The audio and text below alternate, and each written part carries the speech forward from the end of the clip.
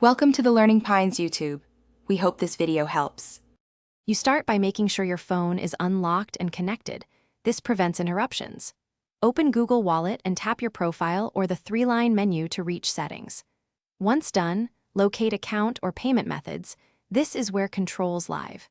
Make sure you have your screen lock PIN or fingerprint accessible because Google often asks for verification before allowing changes.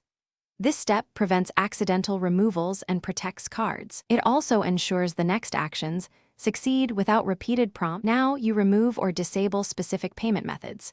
Tap Payments or Payment Methods, select the card or pass, and choose Remove or Turn Off.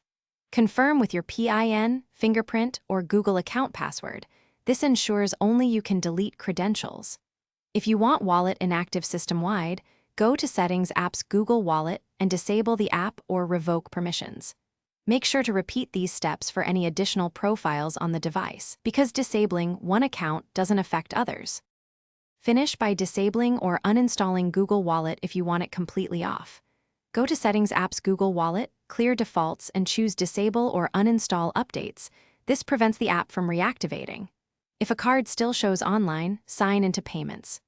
Google.com and remove it from your Google account. This severs cloud links.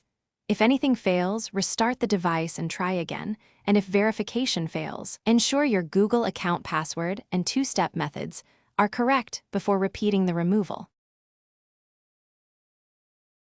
Thanks for watching. Consider subscribing if we helped you.